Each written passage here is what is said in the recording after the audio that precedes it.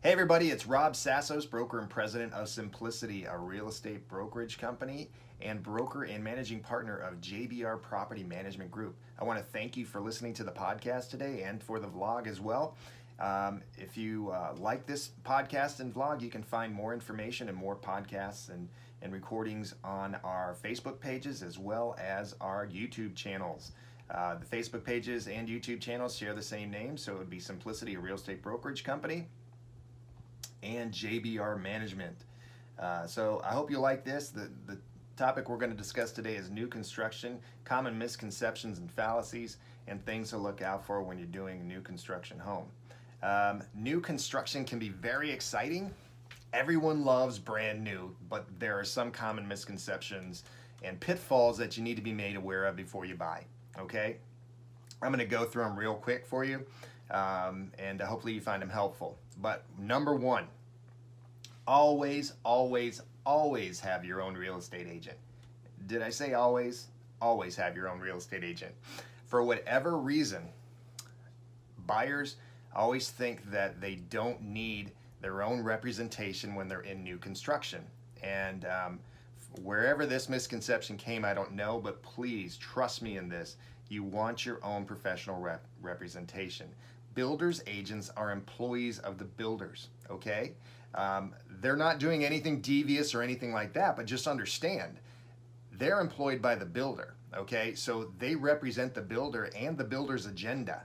They're not there to represent you. They are not there to represent you and will not be there to protect your best interests. They're there to make the sale, okay? Just like if you were going on a car lot looking for a car, that salesman is interested in selling you a car and interested in the agenda of the dealership. You know, no stigmas are being placed there about car salesmen versus construction or whatever else. Just understand that they're there employed by the builder to meet the builder's agenda to get a sale. So they're not representing you in your best interests, okay? Always have a real estate agent. You always want a professional. If you were going into court, you wouldn't represent yourself.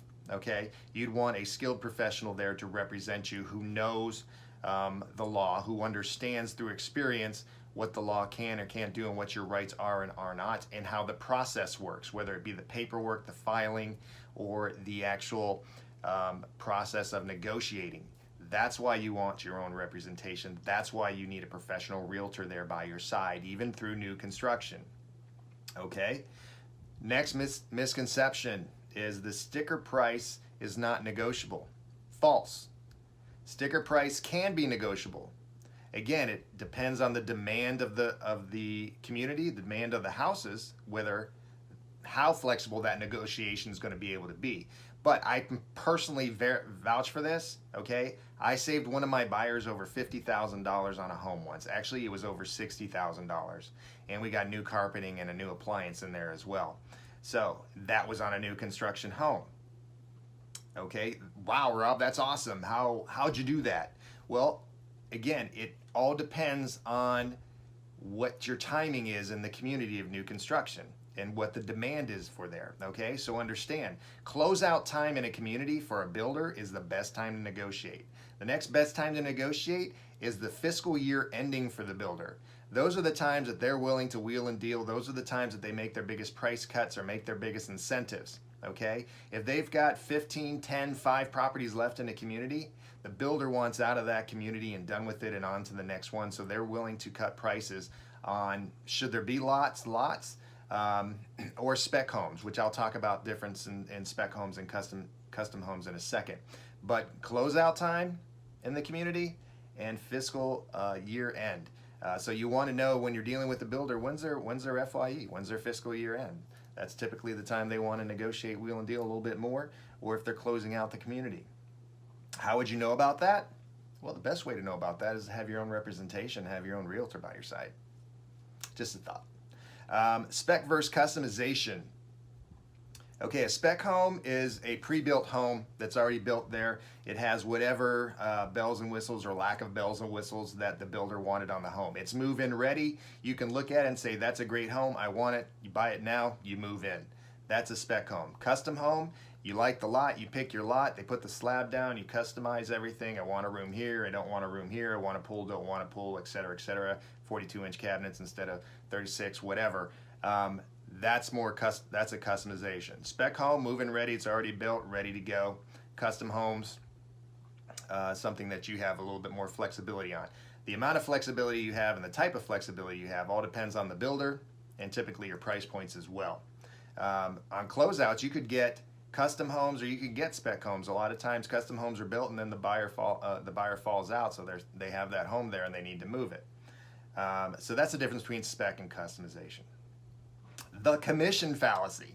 This one drives me nuts. This one absolutely drives me nuts. Okay, so you do not, I repeat, you do not save any money by not using your own realtor, nor will any of the commission that you would have been paid to the buyer's agent, to your representation, go towards the cost of your home. I don't know where this fallacy generates from, and I can't blame it on builders agents because I know builders agents and they don't say this, but for whatever reason, buyers think that if they just go to the builder themselves, they're going to save some type of money because the builder's not going to pay a commission. Baloney. Baloney. You're still going to get the same incentives and everything else, and you'll actually probably get more. So in fact, you'll probably lose money directly or indirectly by not having a professional in your corner. If anyone tells you any different when you're on the side of the community, whomever it may be, run. Just run, because it's not true, okay? It's just not true. You're actually going to lose money if you don't have your own representation, either directly or indirectly, because no one was there to negotiate for you. No one was there to understand what people were talking about that might have either gone over your head, you missed, or didn't know to ask. Always get your own home inspection. This one drives me nuts too, because a lot of times the misconception from buyers is a builder walkthrough and punch list is a home inspection. That is not a home inspection. Not even close. The walkthrough with punch list, and the punch list is just a checklist, right? So, excuse me one second. The punch list is just a checklist that on the specific items that the builder's manager is going to go over with you. They're going to take you on a specific walk through the home, show you things, and they might point out one or two things that they're going to have repaired, but they're also going to rely on you and your eye. So how skilled your eye is going to determine what gets fixed and what's not, but it's typically cosmetic because they're just walking you through the area. You don't go up in the attic, you don't go on the roof, you don't look at the wiring and the piping. You always get a home inspection. Doesn't matter if it's a new home or not. You want to save yourself headaches later, okay? Get everything inspected while you still have the builder's full attention and you have all the leverage. What do I mean by that? You haven't bought the home yet and it's built, so they want to get it sold. So have your home inspection, then tell them, hey, here's the home inspection, professional licensed inspector, I want these things fixed. Get them fixed or we're not closing.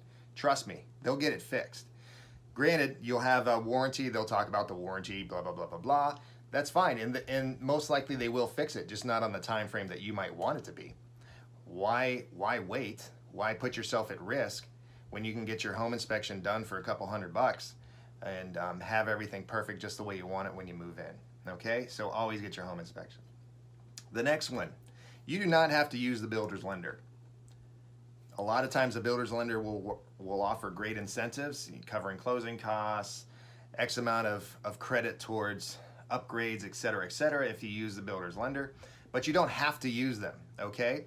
A couple things you want to ask though is if they're offering these incentives and you have another lender already, see if your lender will match those builders' lenders' incentives.